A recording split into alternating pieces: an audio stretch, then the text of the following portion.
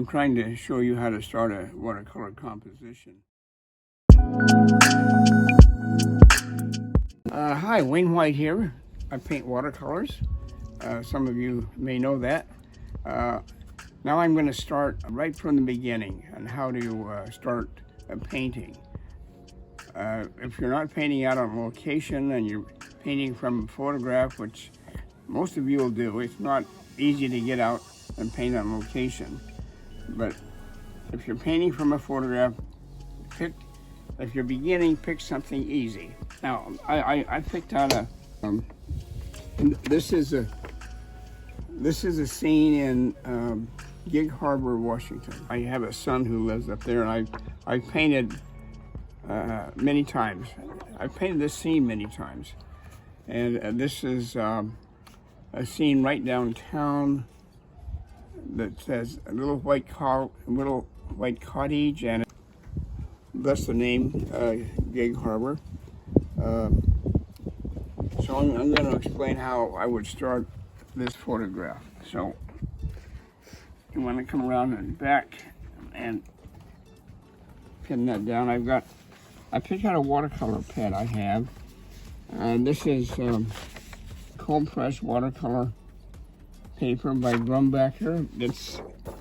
It's less expensive than most, but it's fine for my purpose.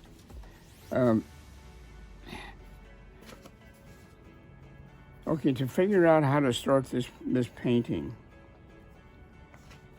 establish the center of interest, which in this case, it's obvious, it's that little white house. That is the center of interest. So where do you place it? You can place it in the upper right third, the upper left third, the lower right third, the lower left third. Never in the middle. So I think it's kind of obvious that it belongs here in the upper third. So we're going to establish it right about here. We don't want it. That'll be right there, and then there's the harbor. We want to show more of the harbor. So we're going to draw a line, a horizontal line across there. And the harbor's going to be right in here. Let's see, this is all foreground here. There's going to be a lot of foreground and much more harbor. Okay, so then way in the background, it looks like there's a hill. Way in the background, there's a hill that comes up here. And then in the lower background, there's a grove of trees. The huge trees frame the house, and they're going to be over here. So let's see, what have we got here? There's a telephone pole there. I'm going to leave that out. Always remember to simplify your painting. You just add a lot of clutter. And here I might want to balance things out. I probably want to put a boat over here. Maybe a sailboat right in there. How about that? Okay. That's creative. So this kind of establishes my composition. So now I'm going to come back and do a little more finished drawing on that little house over here. So it's going to, I want the roof to go above that harbor line. I'm going to change things around. I'm going to add a doorway to the front of that house. It needs a doorway.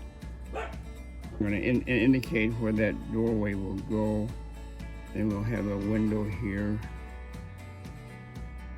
and windows here, windows there. Now, Now let's see. I've got pretty much the composition in a light pencil. I've got to figure out what I could add to add more interest to this. And this looks like with these wildflowers, I'm sure it's springtime. So I'm gonna put some high grass over here with wildflowers, like those yellow flowers there. That's going to be in here. Now these are just scribbles to let you know where I'm going. Let's start. First of all, I've got to block out this sailboat, because if I paint that water, the harbor in there, it's going to cover up the sailboat. And when you paint water, you got to go make fast horizontal strokes. You can't fiddle around and paint around. The brush strokes will show. Okay, I brought out some masking tape, and I cut out the shape of the sail like this. I'm gonna like that. Then when I paint over that, of course, paint dry, I'll lift it off and it'll be white. What I'm gonna do, since I got this tape out here, instead of wetting the back of that paper to keep it from wrinkling, I'm gonna tape it around the edges.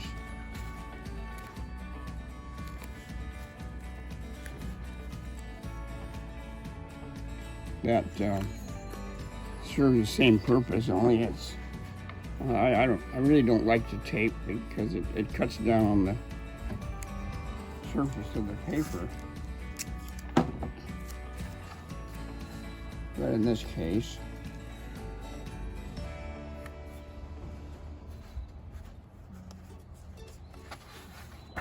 okay, I've got it taped down now. Next thing I'm going to do, I'm going to start putting my washes on.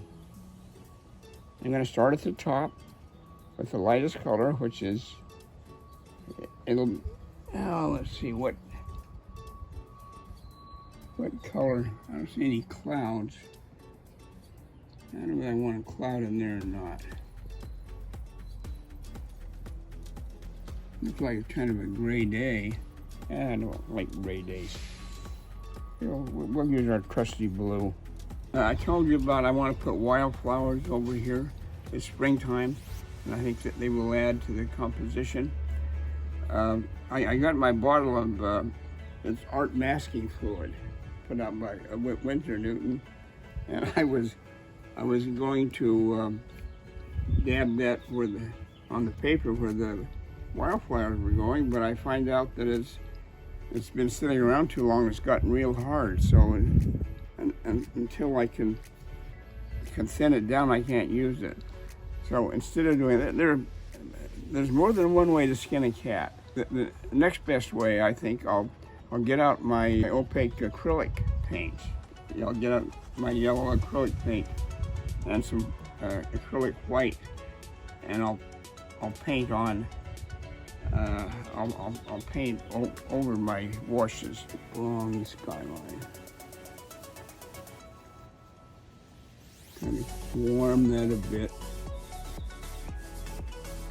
And then while it's still wet, I'll come with my glue.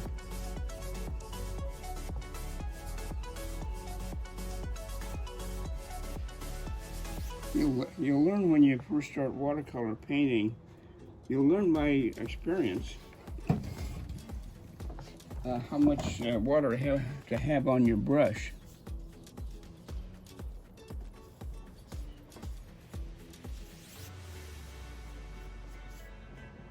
And get some glue in there.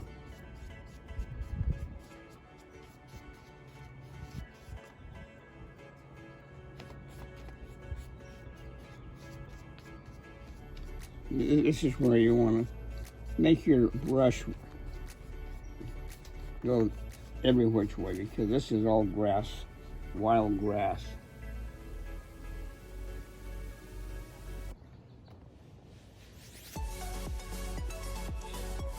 I'm going to leave some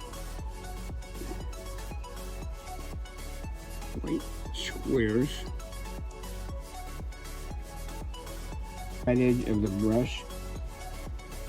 Paint those pine trees back there. And notice I'm leaving some white there at the base. They're gonna be. I'm gonna indicate those be houses back there. See, we're getting over here now. So we're gonna start just slapping on the paint.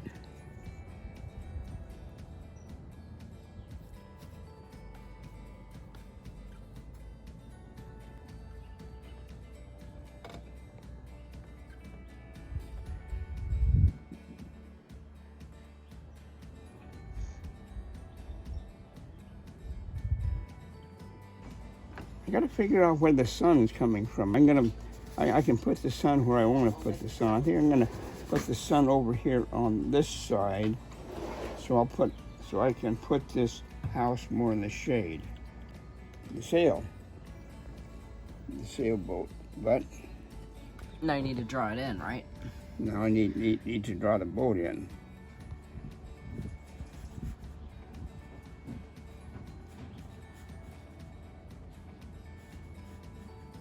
I'm gonna put in some wildflowers.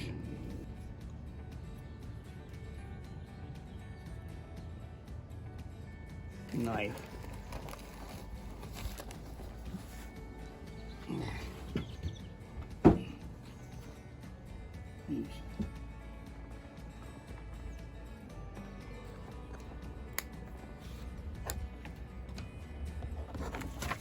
I'm going to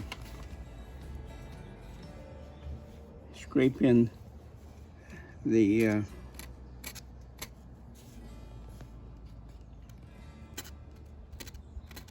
what do you call it? Stem? Branches? Not branches.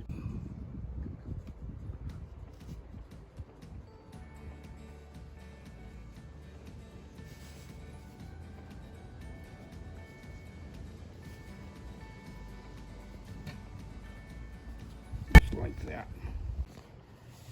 Okay, I've gone about as far as I can today with this painting. I might come back and do a little more. I don't know. It's not entirely successful. Maybe I can blame the paper. That's usually the culprit. Always remember, use good paper. It's more important than using a cheap brush or a cheaper paint. But the paper is the most important thing. This is a good example.